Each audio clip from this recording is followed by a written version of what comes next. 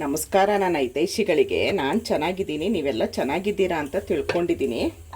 ಇವತ್ತೊಂದು ಸ್ಪೆಷಲ್ಲು ಮಾವಿನಕಾಯಿ ರಸ.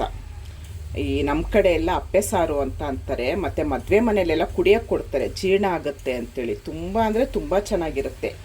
ಅದು ಹೇಗೆ ಮಾಡೋದು ಮತ್ತು ಏನೇನು ಬೇಕು ಅಂತ ನೋಡೋಣ ಬನ್ನಿ.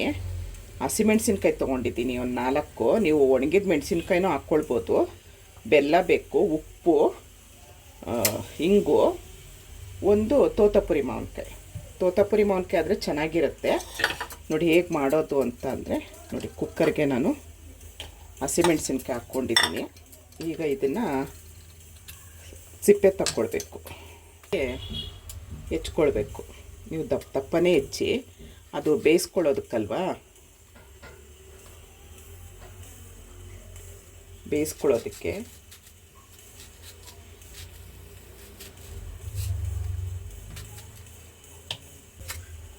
ಸಾಕಿಷ್ಟು ನಾನು ಈ ವಾಟೆ ಸಮೇತ ಹಾಕಿ ಬೇಯಿಸ್ಕೊಳ್ತೀನಿ.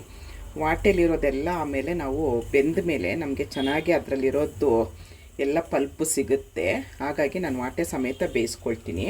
ಇದಿಷ್ಟು ಬೇಡ, ಸಾಕು, ನಾವು ಸ್ವಲ್ಪನೇ ಮಾಡ್ತಿರೋದು. ಇದಕ್ಕೆ ಸ್ವಲ್ಪ ಉಪ್ಪು ಹಾಕ್ಕೊಳ್ಳೋಣ, ಸ್ವಲ್ಪ ಬೆಲ್ಲ ಹಾಕ್ಕೊಳ್ಳೋಣ. ಬೆಲ್ಲ ಹಾಕ್ಕೊಂಡ್ಮೇಲೆ ಸ್ವಲ್ಪ ನೀರು ಹಾಕ್ಕೊಳ್ಳಿ ಬೇಯಿಸೋದಕ್ಕೆ. ಈಗ ಇದನ್ನು ಒಂದು 3ರಿಂದ 4 ವಿಷಲ್ಲು ಬರಬೇಕು, ಹಾಗೆ ಬೇಯಿಸ್ಕೊಳ್ಳೋಣ ನಾವು. ನೋಡಿ, ಇದು ಇಷ್ಟು ಬೆಂದರೆ ಸಾಕು ಮಾವಿನಕಾಯಿ. ಇವಾಗ ಇದು ತಣ್ಣಗಾಗಲಿ, ಯಾಕಂದರೆ ನಾವು ಕಿವುಚ್ಕೊಳ್ಬೇಕು ಇದನ್ನು, ಅದಕ್ಕೋಸ್ಕರ ಸ್ವಲ್ಪ ತಣ್ಣಗಾಗಲಿ.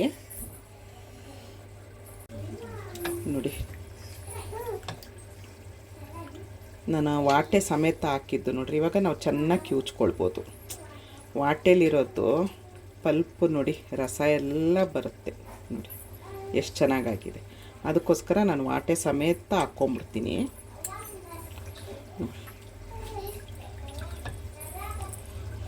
ಏನೂ ಇಲ್ಲ ವಾಟೆಲಿ. ಈಗ ಇದನ್ನೆಲ್ಲ ಚೆನ್ನಾಗಿ ಕಿವುಚ್ಕೊಳ್ಳಿ.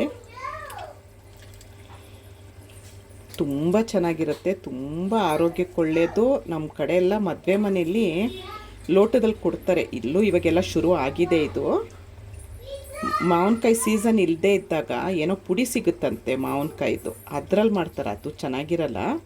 ನೀವು ಈ ಥರ ಮಾವಿನಕಾಯಿ ಅನ್ನಕ್ಕೂ ಚೆನ್ನಾಗಿರುತ್ತೆ, ಮತ್ತು ಹಾಗೆ ಕುಡಿಯೋಕ್ಕೂ ಚೆನ್ನಾಗಿರುತ್ತೆ. ಅನ್ನಕ್ಕಂತೂ ಸ್ವಲ್ಪ ಅನ್ನ ಮುದ್ದೆ ಮಾಡಬೇಕು. ಅನ್ನ ಮುದ್ದೆ ಮಾಡಿ ತಿಂದ್ರಂತೂ ಸೂಪರಾಗಿರುತ್ತೆ. ನೋಡಿ, ಇದಿಷ್ಟು ಕಿವುಚ್ಕೊಂಡಿದ್ದಾಯಿತು. ಇದನ್ನು ಈಗ ಸ್ವಲ್ಪ ಸೋಸ್ಕೊಂಬಿಡೋಣ. ನೋಡಿ, ಸ್ವಲ್ಪ ಸೋಸ್ಕೊಳ್ಳೋಣ ಇದನ್ನು, ಯಾಕಂದರೆ ಅದ್ರದ್ದು ಮೆಣಸಿನ್ಕಾಯಿ ಸಿಪ್ಪೆ, ಮೆಣಸಿನ್ಕಾಯಿ ಬೀಜ ಎಲ್ಲ ಸಿಗುತ್ತೆ, ಅದಕ್ಕೋಸ್ಕರ. ಮತ್ತು ಇದು ನೀರಾಗಿರಬೇಕು, ತುಂಬ ಗಟ್ಟಿ ಇರಬಾರ್ದು, ನೀರಾಗಿದ್ದಷ್ಟು ಚೆನ್ನಾಗಿರುತ್ತೆ ಇದು ಕುಡಿಯೋದಕ್ಕಲ್ವಾ. ನೋಡಿ, ಇದೆಲ್ಲ ಬಾಯಿಗೆ ಸಿಗಬಾರ್ದು. ಕುಡಿಯುವಾಗ ತಿಳಿ ಅಂದರೆ ತಿಳಿಯಾಗಿರಬೇಕು, ಅದಕ್ಕೋಸ್ಕರ.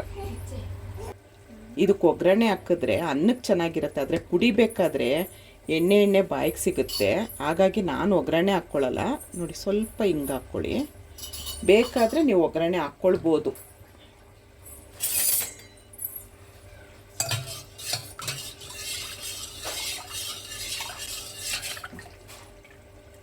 ಎಷ್ಟು ತಿಳಿಯಾಗಿ ಉಪ್ಪು, ಖಾರ, ಹುಳಿ, ಸಿಹಿ ಎಲ್ಲ ಮಿಕ್ಸಾಗಿ ತುಂಬ ಚೆನ್ನಾಗಿರುತ್ತೆ. ನೀವು ಜ್ಯೂಸ್ ಥರನೂ ಕುಡಿಬೋದು. ಇದು ತುಂಬ ಚೆನ್ನಾಗಿರುತ್ತೆ. ಮಾವಿನಕಾಯಿ ತಿಳಿ ರೆಡಿ ಆಯಿತು. ನೋಡಿ, ಮಾವಿನಕಾಯಿ ತಿಳಿ ರೆಡಿ ಆಯಿತು. ಅನ್ನಕ್ಕೂ ಚೆನ್ನಾಗಿರುತ್ತೆ, ಹಾಗೆ ಕುಡಿಯೋಕ್ಕೆ ಚೆನ್ನಾಗಿರುತ್ತೆ. ಜೀರ್ಣಶಕ್ತಿಗೆ ತುಂಬ ನಮಗೆ ಸಹಾಯ ಮಾಡುತ್ತೆ ಇದು ಮಾವಿನಕಾಯಿ ತಿಳಿ. ಒಂದು ಸರಿ ಮಾಡಿ ನೋಡಿ, ಕಮೆಂಟ್ ಮಾಡಿ ಹೇಗೆ ಬಂತು ಅಂಥೇಳಿ. ವಿಡಿಯೋ ಫುಲ್ಲು ನೋಡಿ, ಇಷ್ಟ ಆದರೆ ಲಾಸ್ಟಲ್ಲೊಂದು ಲೈಕ್ ಕೊಡಿ. ಇಷ್ಟೊತ್ತು ನನ್ನ ವಿಡಿಯೋ ನೋಡಿದ್ದಕ್ಕೆ ತುಂಬ ಧನ್ಯವಾದಗಳು. Thank you.